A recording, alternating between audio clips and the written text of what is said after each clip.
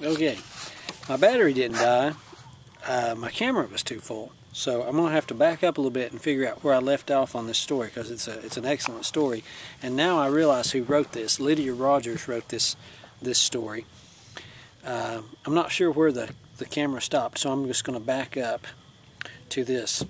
Right before he fell asleep, and that's me, he heard a weird rattle sound, so he screamed and made Mr. Sellers' dogs go crazy. But Mr. Sellers was sound asleep, so he stopped screaming. Finally, he looked outside. It was a rattlesnake, so he called Mr. Travis. He didn't bring a phone, so he yelled. Mr. Travis ran out with an iron sword and threw it. It killed the rattlesnake. Mr. Wilson yelled, "Victory is mine," even though it wasn't him. But since he was the principal, he got all the credit. And that's about right. That's how it works. The next day, he got up early and sniffed the mushrooms. And then he slipped and fell off the roof. Good thing he landed on a trampoline and was safe. The end. Okay, very good story from Lydia. Again, I survived, so I'm pleased with that. Pleased with that ending. Don't see any mushrooms up here though, and I do hope there's a trampoline wherever I fall off the roof, if I fall off the roof tonight.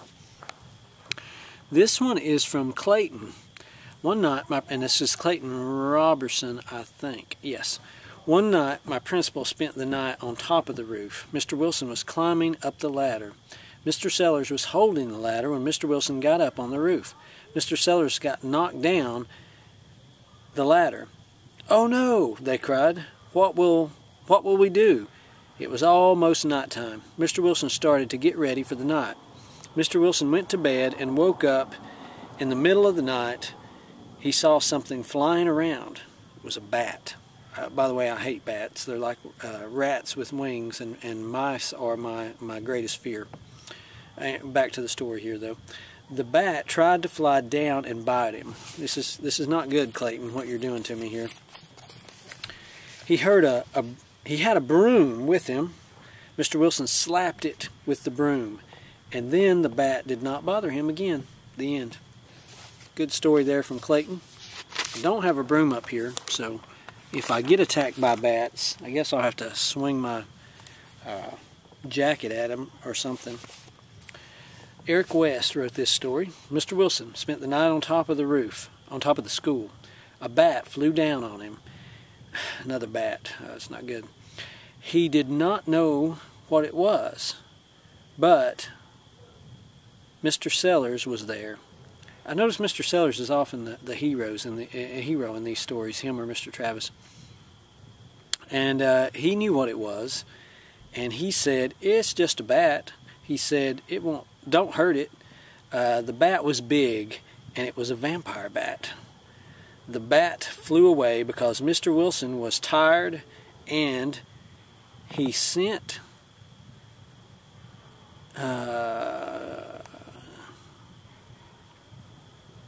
he thought he saw a robber with a brown bag, and it was very big, but it was Mr. Sellers. He was using the school's broom. Okay, that wasn't brown bag. I think that was broom. So maybe Mr. Sellers was chasing the bat with the broom. I'm not sure. Good story, though, from Eric.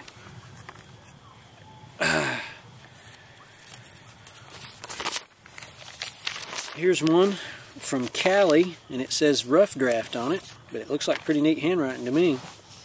Callie says, "One night my principal spent the night on the roof. Mr. Wilson got settled in on the roof.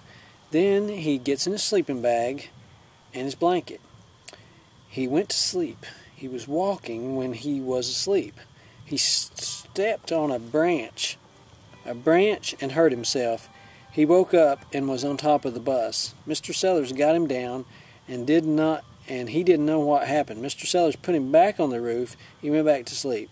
He sleepwalked again. This time he stepped on a ball and hit the sidewalk, but Mr. Sellers got him and put him back on the roof." So this one kind of has a pattern, like a lot of good stories do.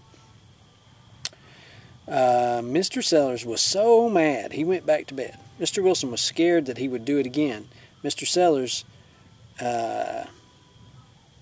sneaked up on him and tied a rope around him and he woke up on the roof tied up. He screamed as loud as he could. School was starting. Kids saw him tied up on the roof, and it looked like third grade boys, and it took third grade boys to untie him.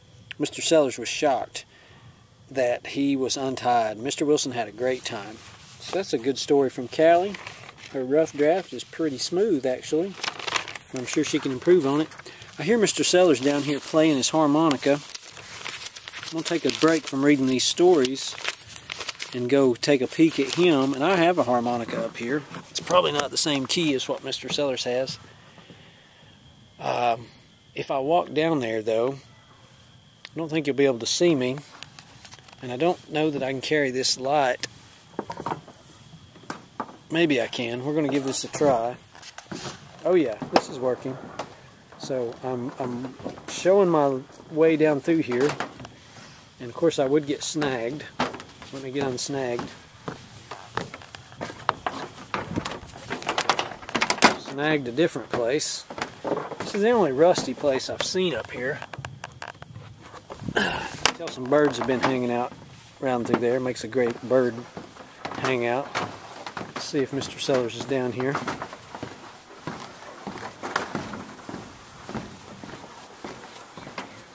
Yeah, he's still down there. Good morning. I could hear your harmonica playing. I was reading third grade stories, and so I thought I'd take a break from that and come over. I brought two harmonicas up here, but we're probably in different keys, so we probably couldn't do a duet. No, I'm not a bunch of a player either. What key is your harmonica? Huh? What key is your harmonica? It's got two. It's got G and C. Well, G on one side, C on the other. Dad burn it. I brought a G and an E, but I left the G in my office, and I brought the E up here. But I just play around. I just goof around with it. have you sold many tickets? 71. Wow. Or $71 worth. Put it that way. Okay. Well, that's pretty good. Well, the guy Tim with WKRK? he bought $60 worth. Oh, okay. He bought 2 truck links. So that was the majority of it then. That was the majority of it. Hopefully they'll sell a lot in their store.